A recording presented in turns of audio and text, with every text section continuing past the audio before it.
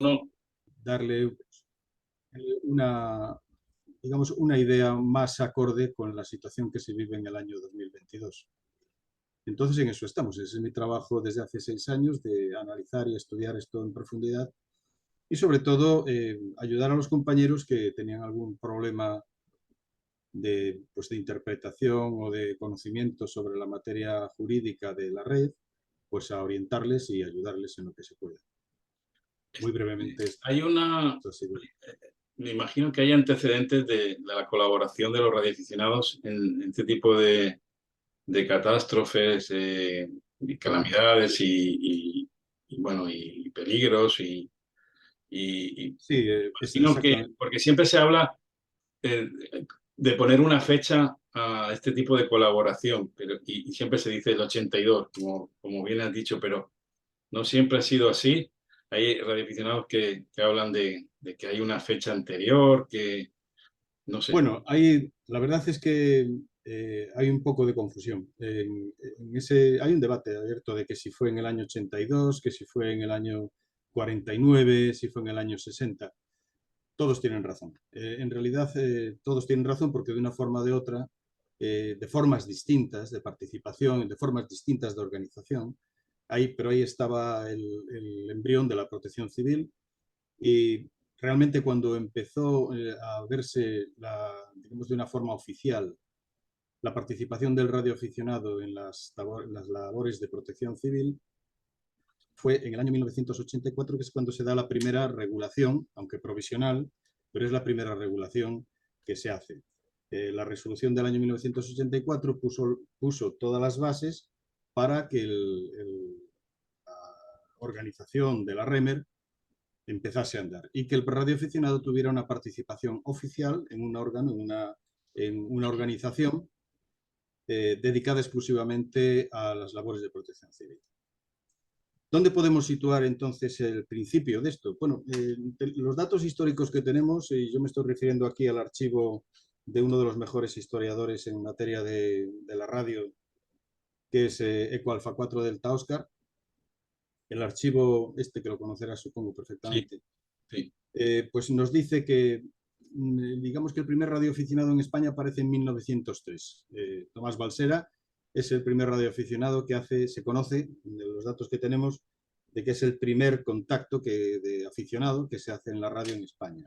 Y a partir de ahí tenemos otro dato, el primero que pudo recoger este historiador, en el que se ve en 1923 la primera intervención de un radioaficionado que en Sevilla recoge una llamada de socorro de un avión, un hidroavión, que tiene que tomar en el agua, en el mar, en el Mediterráneo, y entonces pide auxilio.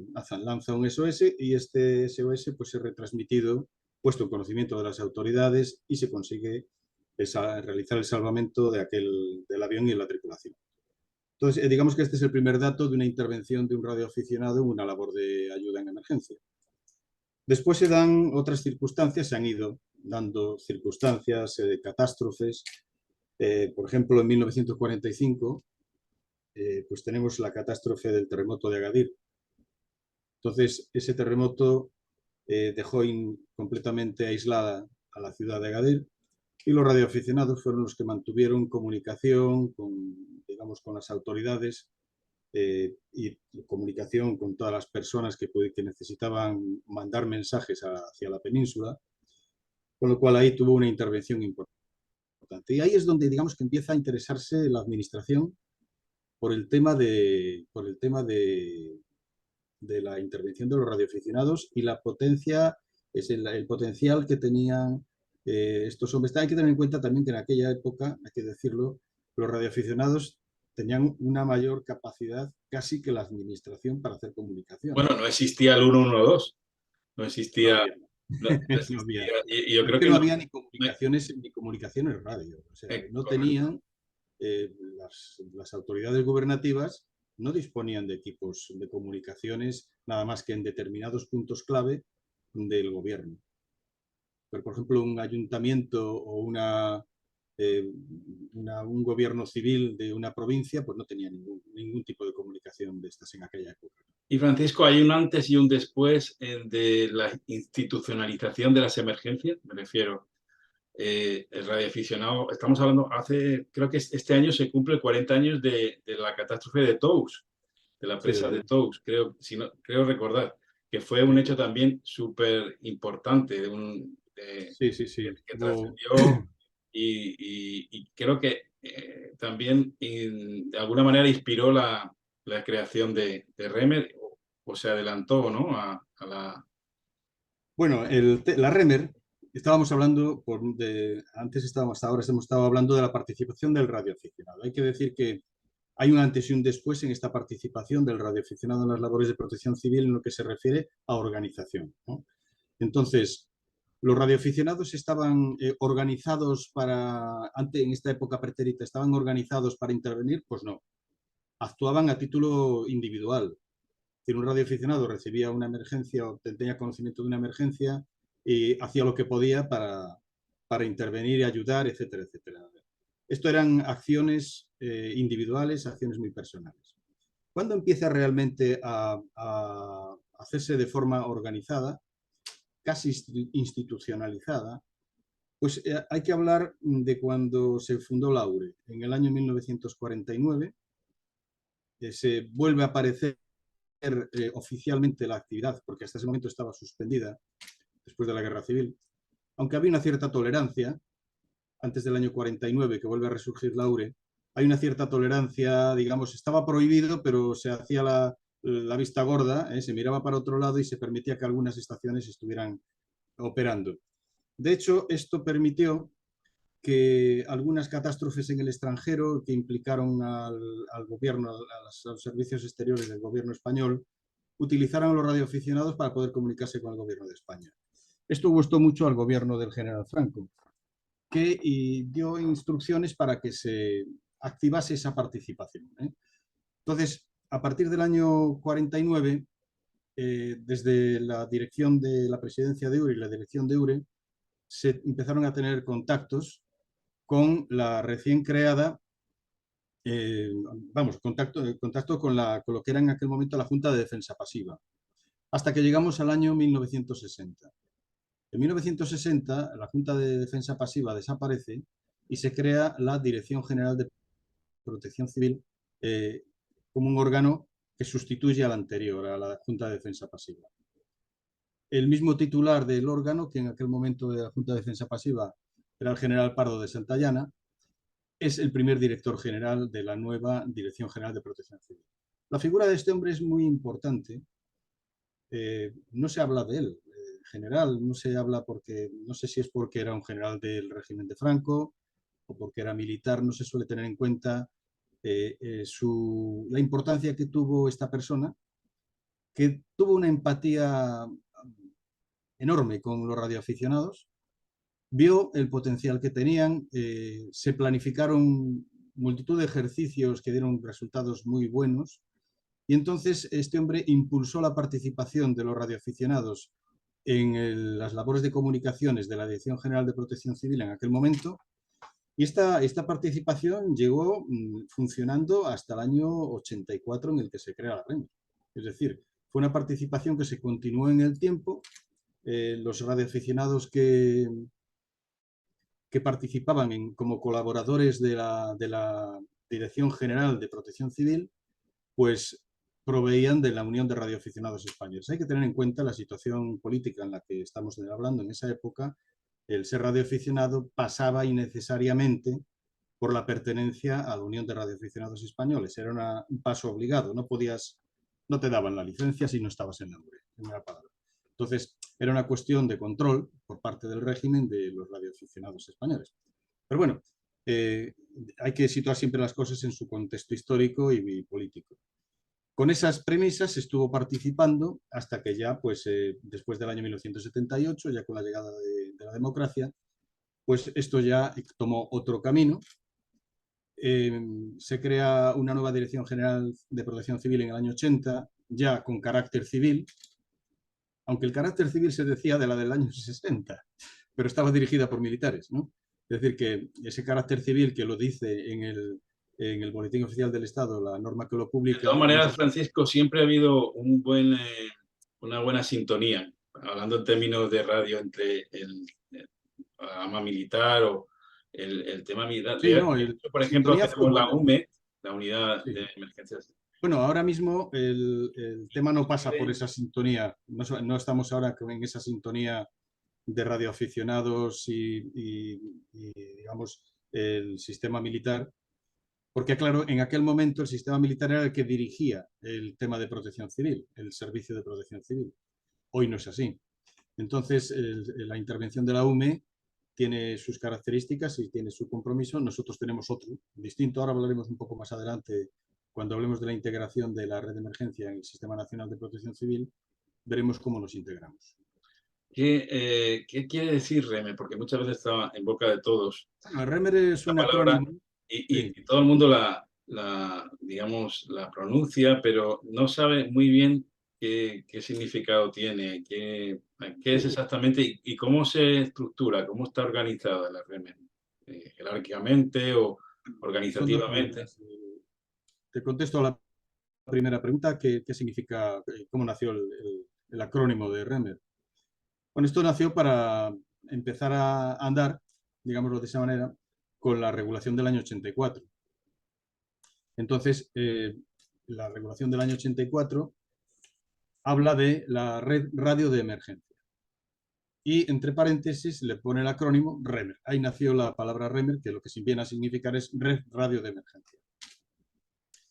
Bueno, pues la red radio de emergencia se estructuró, si lo hablamos desde el punto de vista funcional, tiene una estructura piramidal.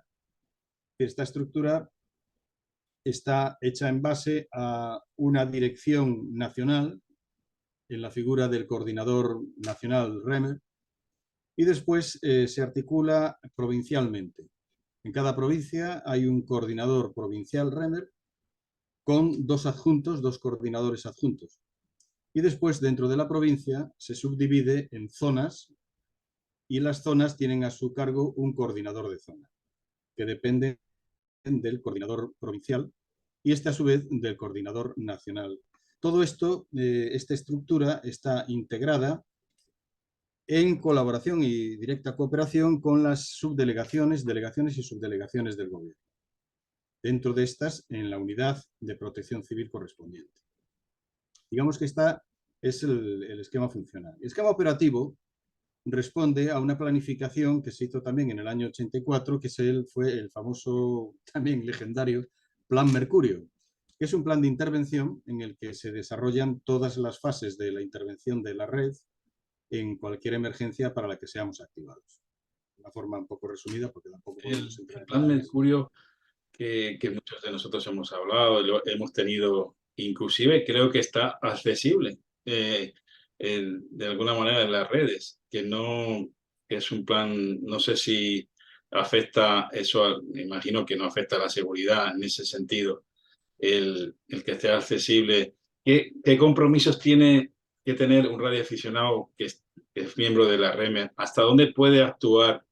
¿Qué limitaciones tiene y qué objetivos tiene ser voluntario de REMER siendo radioaficionado? Bien, es que me has hecho varias preguntas todas juntas. Vamos a ver, la primera pregunta que me hacías que no recuerdo bien, ¿a qué te referías? Sí, a veces decimos, bueno, Ah, bueno, sí, la accesibilidad la a las accesibilidad frecuencias de de, comunicación. sí, Bueno, las frecuencias están dentro de un espectro, dentro del espectro dedicado a las bandas de VHF, estamos hablando de VHF, ahí tenemos hay que distinguir dos bandas, una de VHF y luego las comunicaciones que tenemos en HF. Ninguna de ellas está encriptada, ni tiene una digitalización que impida su escucha, es decir, la escucha como cualquier otra frecuencia en las modalidades en las que estamos, es factible, es accesible, pero no está permitido su utilización a personas que no pertenezcan a la red.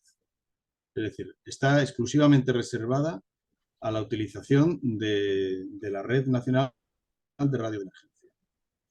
Que no debería de entrar ningún otro radioaficionado que no pertenezca a la red Es que en el siempre hemos uso. tenido, Francisco, un dilema, claro, los radioaficionados. Cuando entramos por ejemplo, en frecuencias de REMER, dicen, no, es que me obligan a limitar el uso de mi equipo a determinadas frecuencias, ¿no? Siendo radioaficionado. Que a veces no se nos da la posibilidad de abrir esos equipos siendo miembro de REMER, ¿no? A veces eso ocurre también. Sí, sé a lo que te refieres. El tema de si estamos utilizando es un tema que lleva años pendiente de ser resuelto. En esto hay hay opiniones y opiniones que además vienen a sumarse a hechos históricos que arrojan incluso un poco de confusión. Hubo un momento en que la Dirección General de la Guardia Civil, de quien dependía, fue a partir del año 68, dejó de ser Dirección General de Protección Civil en el año 68 y la pasaron a subdirección dentro de la Dirección General de la Guardia Civil. Bueno, pues posteriormente hubo un momento en el que uno de los subdirectores que tuvo en aquel momento dio unas indicaciones en las que se decían que los miembros de la REMER no actuaban como radioaficionados en esas frecuencias y que por lo tanto no estaban sometidos a las limitaciones de la normativa de radioaficionado. Bueno, en aquellos tiempos, seguimos diciendo que hay que ponerse en el contexto de la situación, estábamos en una dictadura, las normas las daban quienes las daban. En aquel momento, pues esto fue perfectamente válido. ¿No? Y que, Francisco, la radioficción en una época fue una actividad subversiva. Hay que tenerlo en Estuvo cuenta. prohibida, estuvo prohibida Prohibida, desde... prohibida, ¿cierto? Solamente duró los primeros meses de la Guerra Civil, que se hizo la Operación Socorro, aquella famosa que se puso en contacto de los dos bandos para que las familias de unos pudieran hablar con los otros, que fue cortado a los pocos meses por los dos gobiernos. No vamos a hablar aquí solamente de uno, sino que ambas partes no vieron correcto aquello, no vieron porque luego también se utilizaron para el espionaje. Se utilizaron las estaciones de radio de los radioaficionados, con o sin radioaficionado, para hacer guerra de tipo radiofónica. En fin, se utilizó las bandas de radioaficionado en la guerra. La guerra no tiene normas y por lo tanto todo decae ante las armas, decae el derecho. Entonces allí pues se hizo un uso, un abuso de estas frecuencias y tal. Y por eso los gobiernos, tanto de la República como de los nacionalistas, pues hicieron un cierre total de la actividad de radioaficionado. Pero claro, todo esto es un contexto histórico y hay que razonarlo sobre lo que estaba allí sucediendo. ¿Qué pasó después? Pues que las autoridades que en aquel momento había consideraron que para que no hubiera interferencia entre la normativa de radioaficionado y el radioaficionado que pertenecía, que era colaborador de la Dirección General, pues entonces lo excluyeron. Por el dispongo y mando, excluyeron eso. ¿Eso se podría hacer hoy? Pues no. Sería una invasión competencial porque estaríamos hablando de un Ministerio de Defensa con un Ministerio de Telecomunicaciones, en fin, hoy las normas hay que respetarlas todas. ¿Y qué competencias tiene, hasta dónde puede llegar un voluntario de REMER? ¿Dónde no puede transgredir la línea, digamos, de actuación o de competencias de REMER o de sus integrantes, de los voluntarios, los que somos voluntarios de REMER? Estamos hablando de su competencia como operador de radio. Sí, ¿qué puede hacer y qué no puede hacer? Pues lo que no puede hacer es actuar por su cuenta, es decir, tiene que estar en consonancia con la normativa que tenemos especificada en la red.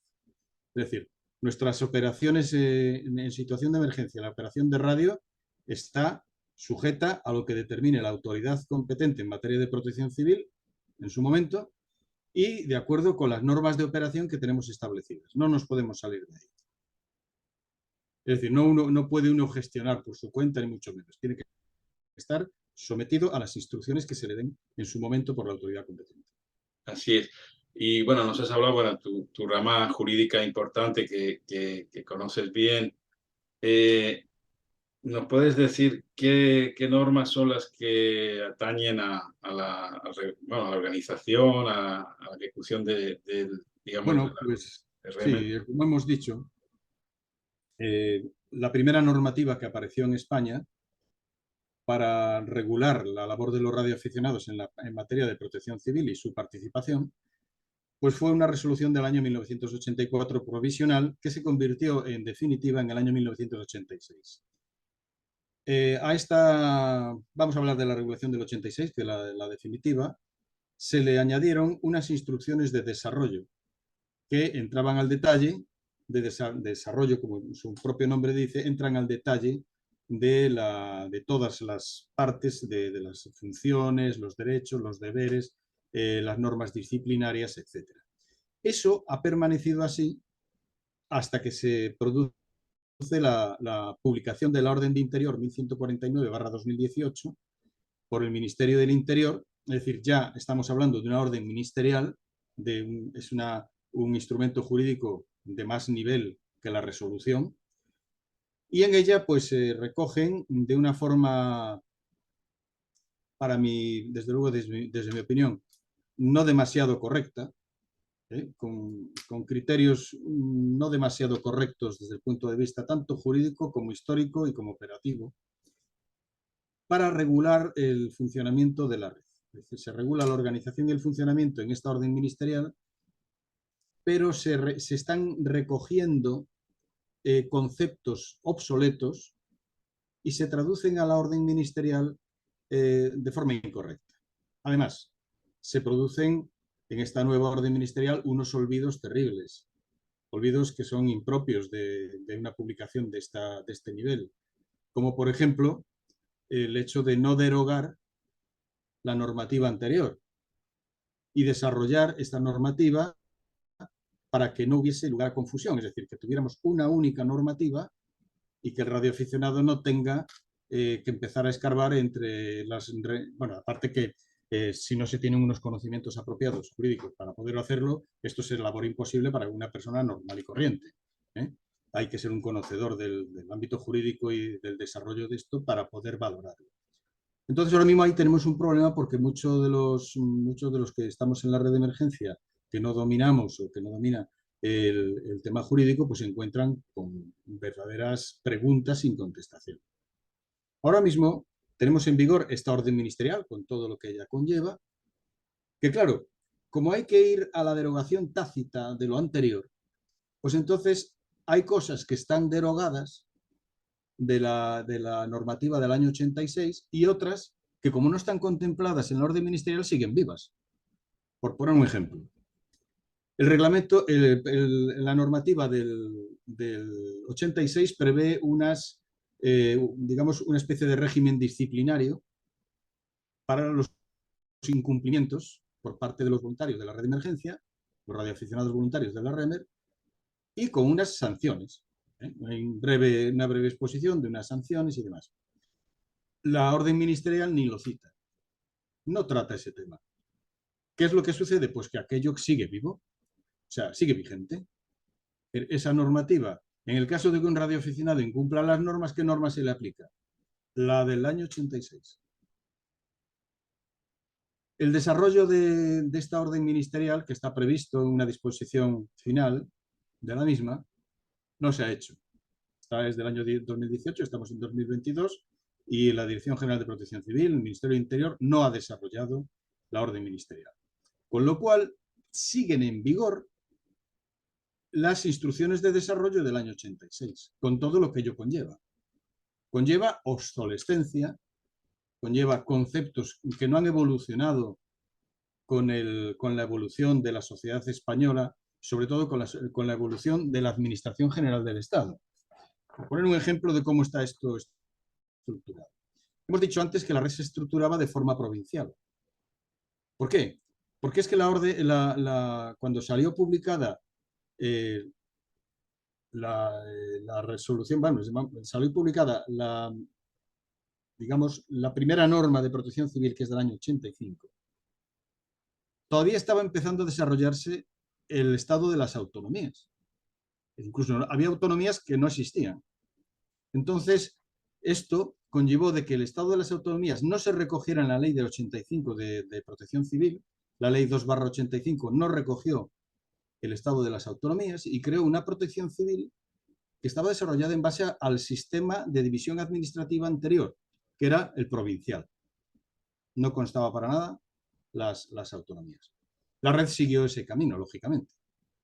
Pero es que ha llegado hasta nuestros días con esa división provincial sin considerar el tema autonómico. El tema autonómico, desde mi punto de vista, que no ha sido tratado, ni parece que no se quiera tratar en el tema de la organización de la red a nivel nacional, es para mí fundamental e importantísimo desde el punto de vista operativo. No tenemos que ponernos un ejemplo de una situación, de un nivel de emergencia. Vamos a poner un nivel 2, que es una emergencia que se circunscribe dentro de la comunidad autónoma. Tenemos a un delegado del gobierno que está dirigiendo, como que autoridad máxima que tenemos ahí, las operaciones y tal, en la comunidad autónoma. Pongamos una comunidad autónoma como la andaluza, con un montón de provincias. Para dar instrucciones a la red de emergencia, tenemos que reunir o contactar con los 8 coordinadores provinciales. Sin embargo, si existiese un coordinador autonómico, la labor de coordinación sería mucho más sencilla entre el delegado del gobierno, la unidad correspondiente de protección civil de cada provincia, tendrían un interlocutor, un único interlocutor para poder coordinar, y este a su vez sería el que se encargaría de coordinar a sus coordinadores provinciales. Este sistema, que parece más bien lógico, pues no está previsto en nuestra normativa. Y es una de las cosas que yo creo que debería de haber contemplado la orden ministerial, porque estamos hablando de una publicación del año 2018, cuando ya se ha publicado la nueva ley del Sistema Nacional de Protección Civil. Tenemos novedades en todo. La norma de voluntariado, ese mismo año es un año de muchas novedades, el 2015, en que se publica la ley del voluntariado nueva, se publica la ley de protección civil nueva, se publica un sistema nacional de seguridad nacional nuevo. En fin, hay toda una serie de novedades que 3 años después es que ni se cita dentro de la orden ministerial. ¿Qué implica o cómo podríamos operar como radioaficionados en una emergencia? ¿Y qué recursos tenemos a nuestro alcance con la REMER? Bueno, ¿Y sistema cómo de los pertenecer a ella? Son 3 preguntas. Sí, vamos por partes. ¿Qué recursos tenemos en la red? ¿De qué recursos dispone el radioaficionado, el voluntario de la REMER? De los suyos propios, y no tiene nada más. Y esto es lógico. Es lógico porque nosotros no debemos de depender de nada más de lo que nosotros mismos podemos aportar. Me dice, no, es que me dice alguien, si es que yo solamente tengo un pequeño equipito que además no me sirve para hablar más que a 5 kilómetros. Digo, pues entonces no reúne las condiciones de idoneidad para ser un radioaficionado que pertenezca a la REMER. Tiene que tener un equipo que permita una cierta operatividad. Porque dependemos de nuestros propios recursos. Eso es ahí donde el radioaficionado tiene que, digamos, esmerarse en lo posible, dentro de sus posibilidades, por tener un equipamiento que le permita ser eficaz y, si puede ser además eficiente, en las labores de comunicaciones en situaciones de emergencia.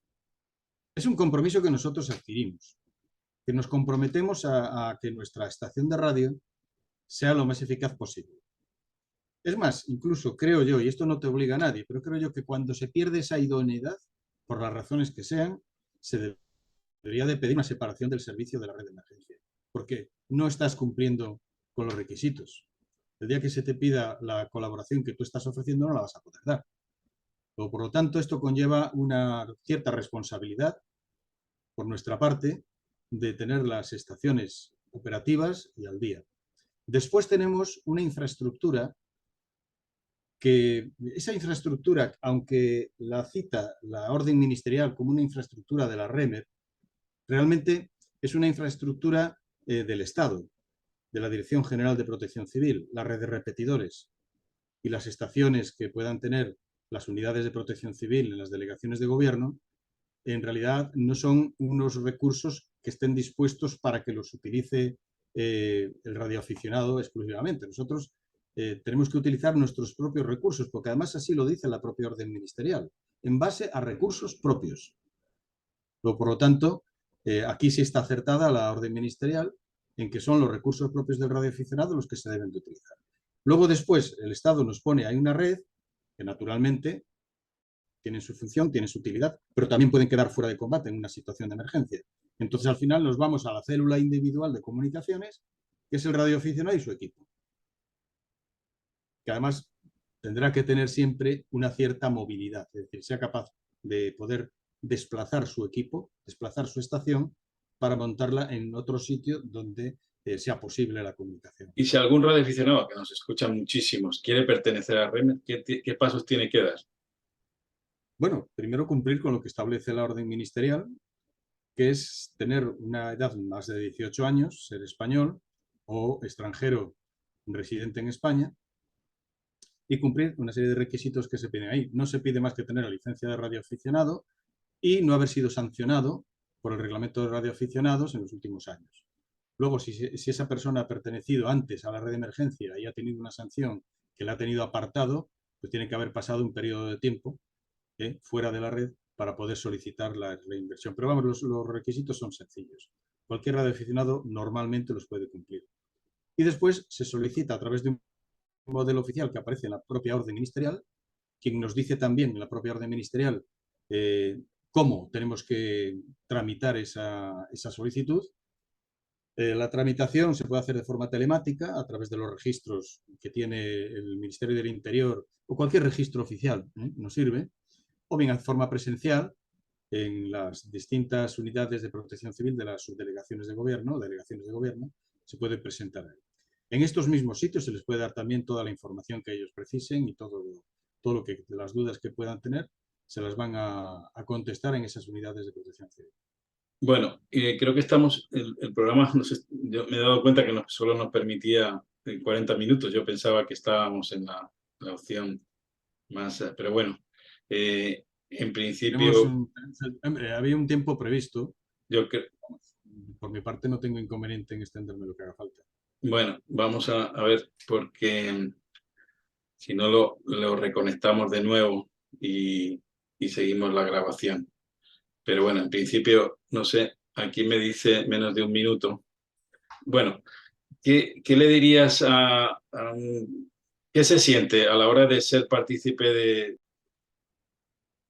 de... Francisco, nos has hablado de cómo integrarte en la red REMER, pero a nivel de REMER, cuando hablamos de los indicativos, la nomenclatura de REMER, ¿cómo está organizada? Porque creo que tiene algo que ver también con las provincias, códigos postales y Sí, todo eso. bueno, los distintivos de llamada que en el mundo de la radioficción todos conocemos, que llevan su número de distrito.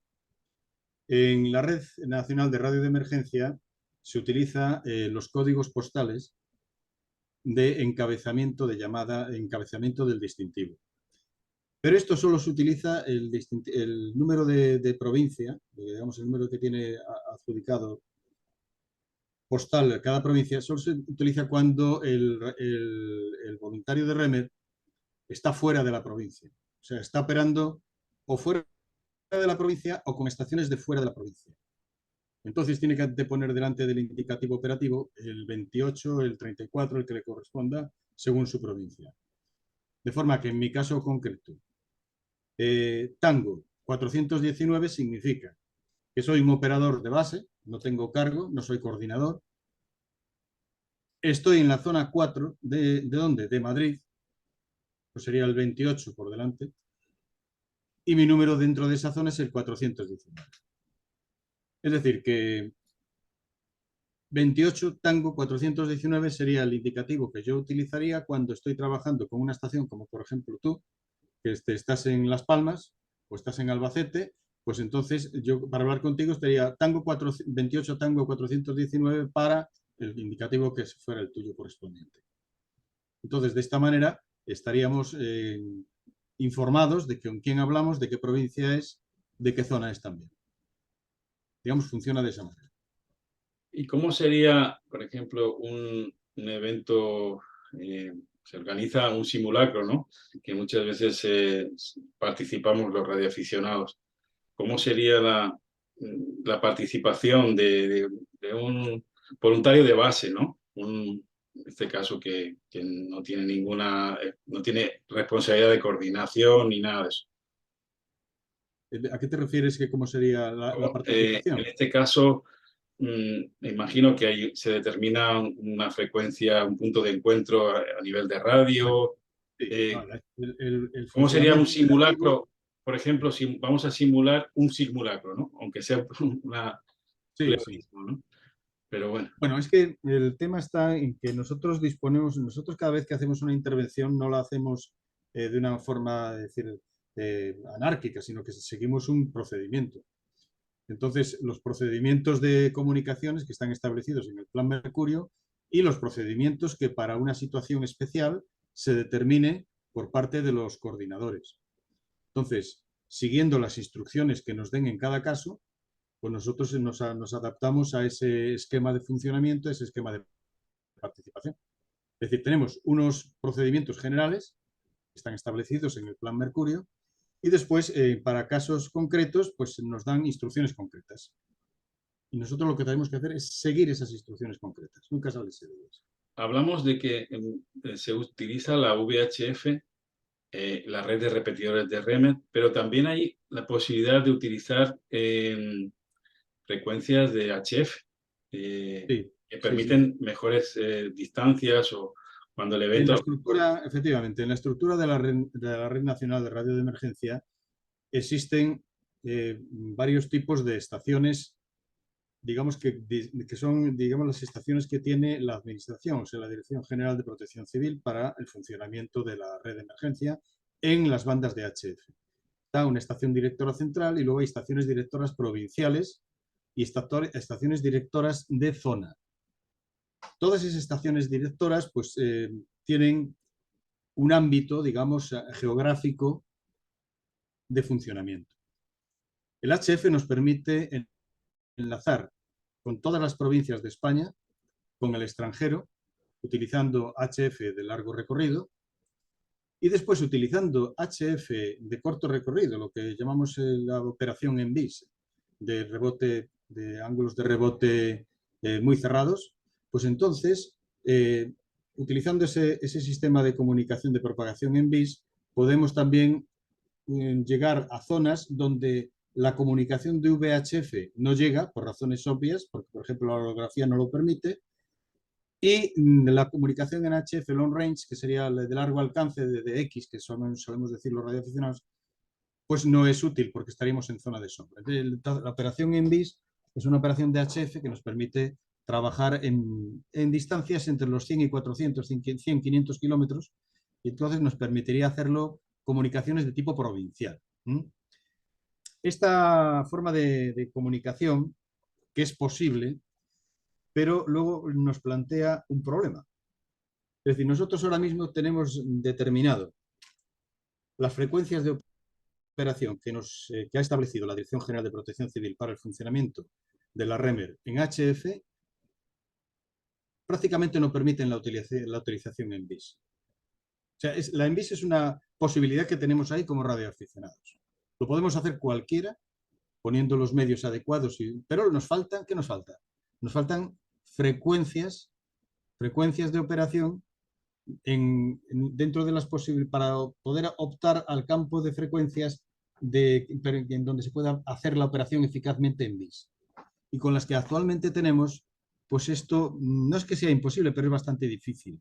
Necesitamos que la propagación entre en la banda que tenemos asignada y entonces ahí podríamos utilizar en BIS, porque seguimos cumpliendo la norma, es decir, no nos salimos del modo de operación que es USB y estamos dentro de la frecuencia que nos han dispuesto. Y la frecuencia, perdón, y la propagación, entonces, si entra en esa frecuencia, podríamos hacer una comunicación en BIS. Pero es que lo normal es que no esté. Es decir, en las frecuencias que tenemos nosotros, en 40, 80 metros, que serían las únicas que podríamos utilizar, no se aproximan mucho. Sería rara avis que pudiéramos utilizarla. Entonces, hombre, yo creo, y es una opinión personal mía, que habría que ir mirando la ampliación de las frecuencias que tiene establecidas la Red Nacional de Radio de Emergencia, que tiene asignadas, para poder utilizar este tipo de operación, para poder hacer este tipo de operación, que es muy importante. Es muy importante porque nos permite acceder a zonas, comunicar con zonas que de otra manera no vamos a poder comunicar. Porque el VHF, como todos sabemos, es una onda que es visual, es decir, en cuanto tiene un obstáculo en el medio, pues edificios, formaciones rocosas de montañas, se para, rebota. Y entonces no podemos llegar, por ejemplo, al otro lado de la montaña, a un valle que esté detrás de una zona montañosa. Con VHF, pues probablemente no podríamos. Tendríamos que destacar un equipo que se colocase en una situación privilegiada para poder hacer de repetidor entre la emisora central que está transmitiendo y la receptora con la que queremos conectar. Y claro, ya eso supone un despliegue mucho mayor, ¿no? Y sin embargo, con una operación en MBIS, pues lo podríamos hacer perfectamente. Pero para ello necesitamos más frecuencias adaptables a ese tipo de operación. Una pregunta, si vamos a poner una hipótesis de trabajo. Si tuviera responsabilidad de poder modernizar la red, de poder sugerir, de implementar, no sé, ¿qué pilares o qué es lo que recomendarías? Porque yo veo que, en mi punto de vista, se ha quedado un poquito anclada. La radioafición ha ido evolucionando, la tecnología digital, por ejemplo, el geoposicionamiento, los sistemas digitales, los modos, el tipo de antena, el tipo de comunicación. Sin embargo, veo, desde mi punto de vista personal, en lo personal, que se ha quedado un poquito anclada ahí, encorsetada en un tiempo y en un lugar que ya no es el que estamos viviendo actualmente, ¿no? Estoy No sé. completamente de acuerdo. Es que comparto esa opinión. Es que además no puede ser de otra manera. Porque yo ya he dicho al principio que nos habíamos quedado con una normativa del año 86 y que todavía seguimos con esa normativa del año 86 en muchos casos. Entonces, todo esto nos lleva a que estamos, digamos, la propia orden ministerial lo reconoce en su escrito. Dice que hay que adaptar a la red de emergencia a la situación actual, pero luego no lo hace, ¿no? O sea, es curioso que tiene buenas intenciones. Suscribo esa apreciación totalmente. Sorprendentemente, sí, porque te lees el preámbulo, por ejemplo, y te dice claramente que hay que adaptar el funcionamiento de la red de emergencia a la situación moderna, a la situación actual, pero después no pone los mimbres para hacer el cesto, ¿no? Se quiere un cesto, pero no pone los mimbres. Entonces, ahí está la situación. ¿Qué tendría que hacer desde mi punto de vista? Desde mi punto de vista, que es un punto de vista muy personal, ¿qué tendría que hacer quien estuviese, digamos, un coordinador nacional? Ahora tenemos un cambio de coordinador nacional. Se nos ha anunciado hace 2 días que el actual coordinador nacional ha cesado por jubilación, ha cesado en sus funciones. Digamos que tenemos vacante ahora mismo, por lo menos no tengo noticia ninguna de quién había habido un nombramiento. Tenemos vacantes, sí. Pero vamos, ¿qué le pediría yo a ese nuevo coordinador nacional? Lo primero que le pediría es que hiciese que la red vuelva a tener ilusión. En la red de emergencia, en la red nacional de radio de emergencia, se ha perdido un poco la ilusión por el inmovilismo y por la falta de atención que hemos tenido durante muchos años. Hemos estado dejados de la mano de Dios. Yo tengo que decir que de todos los directores generales que ha habido, solo dos directores generales se han ocupado de regular la red de radio de emergencia. Evidentemente esto no es una cuestión política. Y directores generales ha habido de una facción política y de otra. Y solo dos, curiosamente los de la misma fuerza política, solo dos se han preocupado de esto. Es inaudito, que durante 38 años nadie haya visto que había que poner al día la red. Y hay muchas cosas muchísimas cosas que hay que poner al día. Hemos estado hablando de los problemas operativos de las frecuencias y ciertas situaciones reglamentarias que hay que solucionar. Necesitamos también que la estructura cambie. No podemos seguir en el sistema provincial que tenemos ahora, porque esto está provocando un aislamiento de los voluntarios de la red de una provincia con respecto de las otras. Hay que ir a una interactividad, porque luego en caso de emergencia vamos a tener que estar interactivos entre todos nosotros. La red de HF, que se está manteniendo viva gracias a la buena voluntad de algunos compañeros que mantienen el HF funcionando, con dificultades organizativas, con dificultades técnicas porque hay interferencias en las bandas de frecuencia, pero ahí están. Estamos luchando porque se mantenga el sistema operativo de las comunicaciones. Necesitamos que el coordinador nacional dé un fuerte impulso a esto. Necesitamos que el coordinador nacional tenga muy buena sintonía y empatía con el director general de Protección Civil y con todas las autoridades que son competentes y relacionadas en esta materia. Hay que poner orden en la red. Hay mucha confusión, hay que poner orden. Eso es fundamental. Orden en la red, que se sigan los mismos criterios en todas las provincias, que se regularicen todas las situaciones, que todos podamos trabajar al mismo ritmo. Es decir, que no haya diferencias, que si un radioaficionado cambia de provincia, por poner un ejemplo claro, no encuentre diferencia ni operativa ni funcional entre estar en una provincia y estar en otra, cuando eso ahora mismo no es cierto. A las unidades de protección civil, la Dirección General, y creo que esto es una función, una labor que el coordinador nacional debe de tomar muy en serio, se le deben de dar unas directrices concretas de cómo se tiene que realizar la administración de la red de emergencia en cada provincia por parte de esas unidades de protección civil, para que no haya confusiones ni equívocos, para que cada uno esté en su sitio, tanto el voluntario de la red como el funcionario de la unidad. Es decir, que trabajemos en sintonía. Es que yo pienso que, bueno, aparte de que coincido contigo que la Protección Civil y la REME subsidiariamente es la Cenicienta en el Ministerio de Interior, obviamente. Últimamente sí. Lamentablemente eso cambia cuando suceden situaciones adversas, situaciones de calamidad, de peligro, que interesan a una amplia parte de la población, porque eso genera temor, conflictos e indemnizaciones y restauraciones de situaciones, ¿no? Pero ¿cómo crees que debería de ser la colaboración? Porque siempre hay conflictos.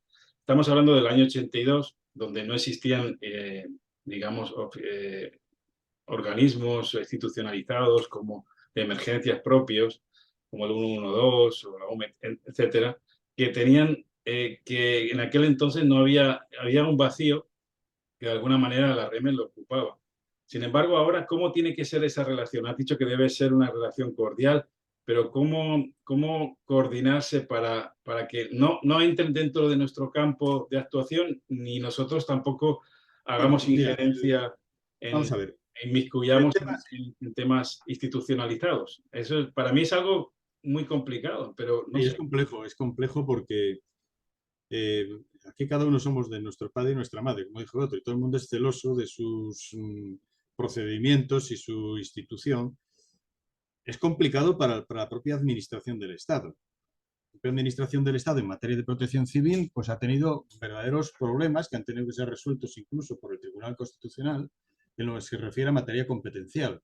Es decir, las competencias, no recuerdo, recuerdo a todo el mundo que en la Constitución española se les olvidó meter la protección civil. Es decir, a pesar de que se empeña muchísimo la administración, decir que la protección civil tiene su base en la Constitución no hay ningún artículo, ninguno, que hable de protección civil. Tenemos un artículo, que si no recuerdo mal, estoy hablando de memoria, el 34, me parece que el 34.3 o 4, no recuerdo ahora mismo exactamente, pero vamos, que nos dice las obligaciones que dice, por ley se han de determinar las obligaciones de los ciudadanos en caso de graves catástrofes, etcétera, etcétera. Pero eso no es hablar de protección civil.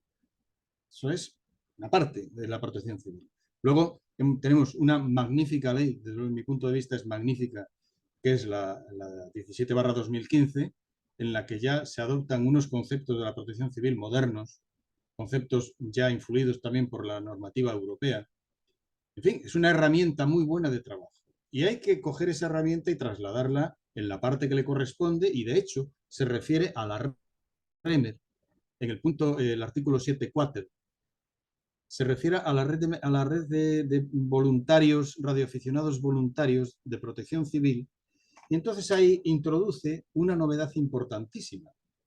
Hasta la aparición de esta ley, la función básica de la REMER era el servir de complementar o sustituir en su caso a la red de comunicaciones de la Dirección General de Protección Civil. Es decir, nos circunscribía a la Dirección General de Protección Civil, pero la ley nos da un mayor abanico de participación, que luego tendrá que ser desarrollado dentro de nuestra normativa, y es el poder complementar o sustituir otras redes de protección civil. ¿Esto qué significa? Que el campo de intervención de la Red Nacional de Radio de Emergencia puede ir más allá del que estaba establecido hasta este momento. Y entonces complementar o sustituir en su caso otras redes. Y otras redes que pueden ser pues, de cualquier servicio de protección civil, como es lógico. Si podemos complementar la red de la Dirección General, ¿por qué no poder complementar la red en un momento determinado? Pues vamos a poner por caso pues, de una localidad, el sistema de protección civil que tenga un ayuntamiento o una comunidad autónoma en una emergencia que se la haya ido abajo. Entonces, que nosotros pudiéramos cumplir con nuestra misión en ese sentido. Entonces, esto es una posibilidad que deja abierta la propia ley 17/2015. Entonces, claro, es todo un reto para la red de emergencia. La Red Nacional de Emergencia ahí tiene un gran reto, porque ahora tendremos que coordinarnos con un sistema que no conocemos. Porque el nuestro lo conocemos bien. Pero si tenemos que echar una mano al servicio que está ahí al lado, tendremos que tener un conocimiento que sea mínimo de cuáles serán sus funciones y tal para poder suplementarlas de alguna manera. Y Francisco, ¿qué te sugiere la colaboración entre ENCOM, REMER? ¿Son infraestructuras paralelas? Pregunta envenenada. Bueno, Bueno, para eso esto, estamos. sí, no, pero mira, es importante esta pregunta, es importante porque ha estado maltratadísimo el tema de ENCOM, relación versus, digamos, versus REMER, que no hay versus que valga, o sea, no hay en contra. Es decir, nosotros, los que pertenecemos a la Red Nacional de Radio de Emergencia, somos radioaficionados, todos. Y casi todos, no digo todos porque alguno no habrá, pertenecemos a la Unión de Radioaficionados Españoles. Y ENCOM es un servicio que da la Unión de Radioaficionados Españoles, es un servicio de formación a todos los radioaficionados que incluso no pertenezcan a la propia URE, para que tengan ciertos conocimientos en lo que se refiere a las comunicaciones de emergencia. Es decir, esto lo que prevé y da un cumplimiento es en lo que dice la orden ministerial, que prevé la integración de otros radioaficionados no pertenecientes a la red de emergencia en unas situaciones específicas. Es decir, se puede pedir la colaboración de radioaficionados no pertenecientes de la REMER cuando haga falta y que trabajen en las frecuencias de REMER. Entonces, ¿qué hace ENCOM? ENCOM previene esa situación. Hace que todos los radioaficionados que están en ENCOM, y yo soy uno de los que pertenece a ENCOM, no me importa decirlo porque yo también colaboro con ENCOM, que me parece lógico y natural. No es una exclusividad, digámoslo así. Si no estás en ENCOM o estás en URE, es que ni una cosa ni la otra, son cosas distintas. Y la parte de ENCOM es una parte formativa muy importante que tiene por objeto además tener a los radioaficionados entrenados en lo que es el mecanismo de comunicaciones de emergencia. Porque un radioaficionado cuando habla con su emisora lo hace de una manera completamente distinta de cómo tiene que utilizarla cuando está dentro de una emergencia, con comunicaciones de emergencia. Cambia completamente. Es decir, son formas de comunicación completamente distintas. En una se trabaja como un hobby Y entonces tenemos nuestras reglas tácitas, que todo el mundo las cumplimos más o menos, ¿eh? Pero aquí no, aquí hay que seguir unas pautas en las comunicaciones, unas normas establecidas, unos códigos de funcionamiento, unos códigos de comunicación, en los que tenemos que utilizarlos y utilizarlos bien. Y saber cómo tenemos que intervenir en la red, en ese net de comunicaciones dirigidas, porque las comunicaciones de emergencia son comunicaciones dirigidas, no son comunicaciones abiertas como las que tenemos cuando hablamos como radioaficionados, sino que hay que seguir las instrucciones que te está dando tu coordinador. Entonces, este sistema de comunicación cuesta aprenderlo, sobre todo cuando se está muy viciado, digámoslo así, de las comunicaciones habituales de como radioaficionado. Hay que cambiarse el chip y cuando estás trabajando en una emergencia, seguir esas pautas. Entonces, es una labor formativa muy importante la de ENCOM y que permite incluso desarrollar redes que no sean las de la Red Nacional de Radio de Emergencia y que en un momento determinado sean las que intervengan en una catástrofe pues por su propia cuenta y riesgo, pues eso puede pasar. Y entonces, una vez que ya digamos, los mecanismos del Servicio de Protección Civil hayan tomado el control de esa emergencia en la que estaban los radioaficionados, los puede integrar. Los puede integrar tal como dice la propia orden ministerial. Y claro, esos radioaficionados, si ya están entrenados, aunque sea mínimamente, en el funcionamiento de una red dirigida, van a encajar bastante bien en el funcionamiento de la Red Nacional de Radio de Emergencia. ¿Y qué opinión te merece las tomas de reporte que hay tanto en VHF como UHF? Tomas de reporte, ¿a qué te refieres? ¿A los Bueno, hay una determinada controles? hora todos los días donde Los los controles controles, sí. están haciendo. Bueno, eso es una actividad administrativa. Realmente, para lo único que nos sirve es para ver en todo momento el nivel de capacidad de comunicación que tenemos unas estaciones con otras. Pero esto es una cosa que desechable, es decir, esto es fungible, ¿no? ¿Por qué? Porque es fungible, es la comunicación que hoy me vale, mañana puede que no me valga, porque la propagación cambia todos los días. Normalmente hay unos canales de comunicación que se establecen y que suelen ser bastante efectivos en unas direcciones y en otras. Pero esto no es una razón de ser firme, sino que hay cambios. Hay cambios porque la propagación, ya hemos visto cómo está en los últimos años, muy variable, y entonces lo que hoy nos está valiendo y decir, bueno, yo contigo con Las Palmas tengo una comunicación de 9 más 40 todos los días. Pero sin embargo, mañana pues no tengo ni comunicación. ¿Por qué? Porque está la frecuencia completamente cerrada, la propagación completamente cerrada. Hablando de... Los reportes, y perdona, termino con esto, los reportes sirven para ver en un momento determinado cómo está tu estación de capacidad, qué tal sale al aire, cómo llega, pero es consumible, o sea, es hoy para hoy y para mañana. No tiene más que ese valor. ¿Qué te parece la comunicación de emergencias a través de satélites? Sobre todo el geoestacionario, el Cubo 100, que por cierto, ENCOM va a hacer una actividad, creo que es la segunda oportunidad, de poder utilizarlo, que es un satélite que tiene una cobertura muy amplia en África, Sí, incluso Asia, Europa. Qatar, Bueno, ¿no? quizá no contamos con la pericia de todos los radioaficionados a la hora de, estamos hablando de microondas y de Sí. parabólicas y todo eso, a lo Para mejor. mí el único inconveniente que le veo, eso es vamos, con todo lo que es una nueva tecnología y es fenomenal porque nos va a venir muy bien, pero, igual, y siempre hay un pero. El pero es el ancho de banda. ¿Cuántas comunicaciones soporta ese satélite de subida y bajada? Ese es el problema. Es decir, que las comunicaciones en emergencia suelen ser complicadas. Primero porque puede haber un pile-up. Bueno, no debe de haberlo. Si se siguen los procedimientos, no tiene que haber lugar a un pile-up en una frecuencia de emergencia. Pero solamente las comunicaciones habituales en situación de emergencia, las comunicaciones habituales, pudiese que el ancho de emergencia, o sea, el ancho de banda, se llegue a saturar.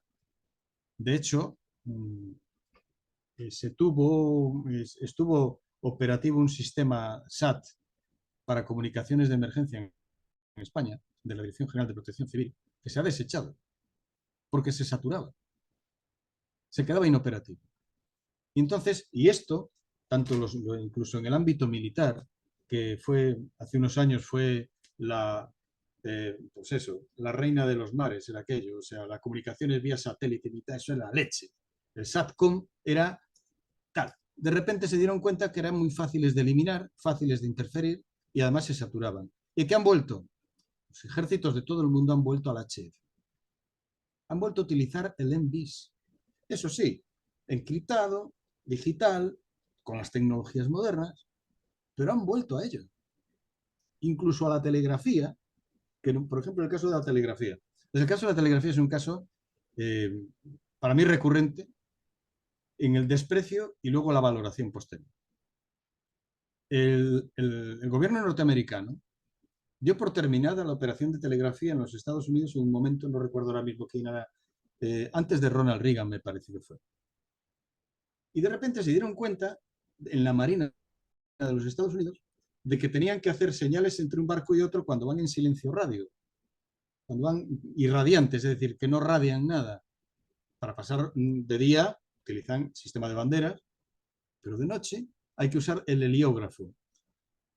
Y entonces, claro, no sabían, si no saben código, si no conocen el código Morse, ¿cómo van a usar el heliógrafo los marinos para comunicarse?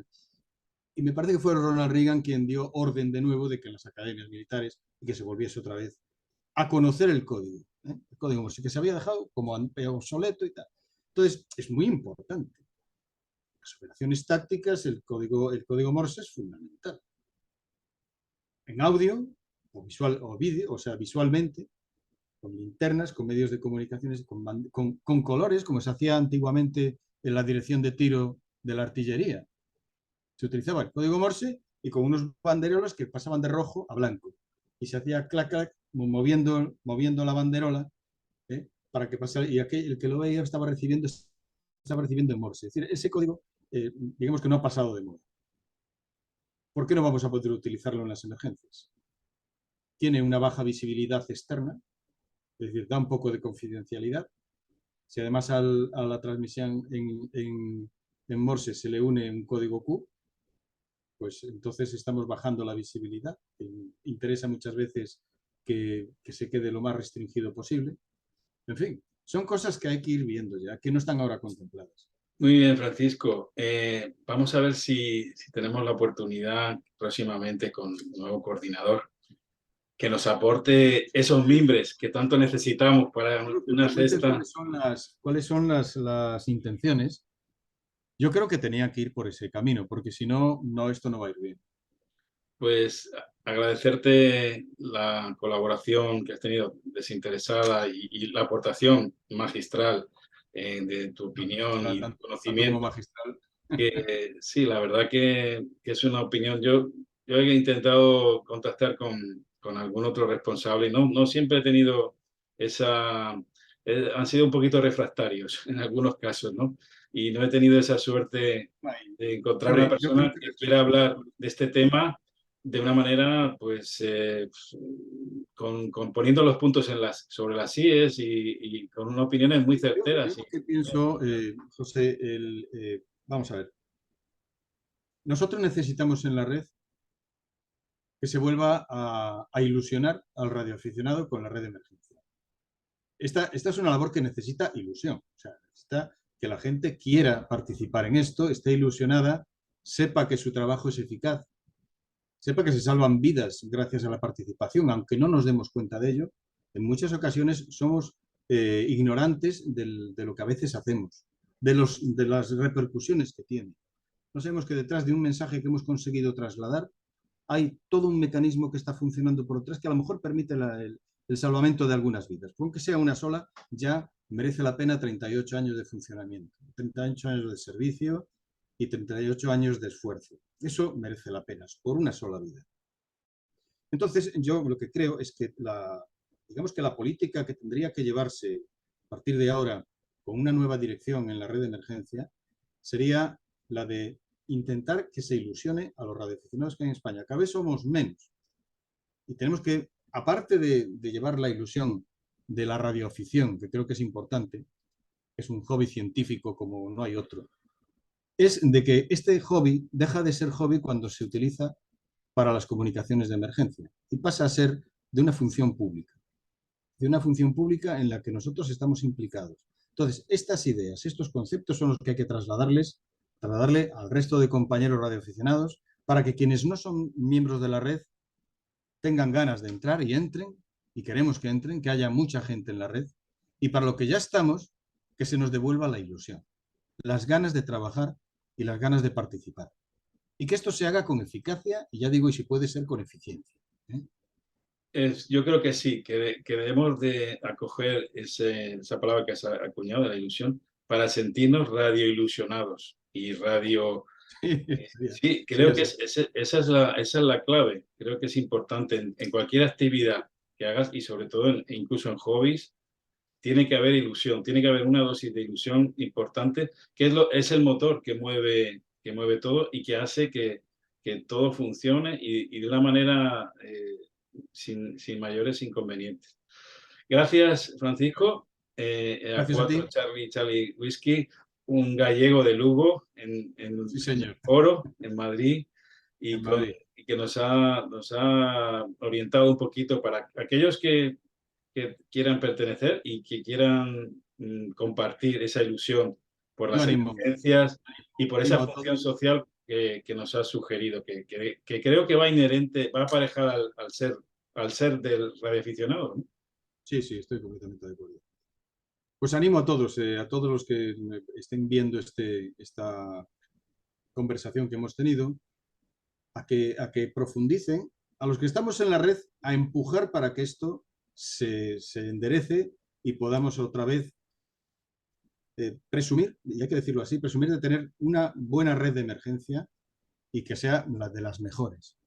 Y a los que quieren entrar, que sepan que aquí tienen un sitio. Aquí tienen un sitio donde alcanzar las metas que todos los radioaficionados que conocemos el funcionamiento de la red de emergencia queremos, que es ser útiles a la sociedad, y qué mejor utilidad que la de salvar vidas, pues eso es fundamental. Entonces yo animo a todos los compañeros que nos escuchen en esto a seguir en el trabajo diario, y a los que no están dentro de la red a que vengan, que se animen, que esta es su casa. Gracias, Muchas gracias, Francisco, José. y gracias por participar en la NET de la tecnología. Ha sido un placer. 73. 73 a todos.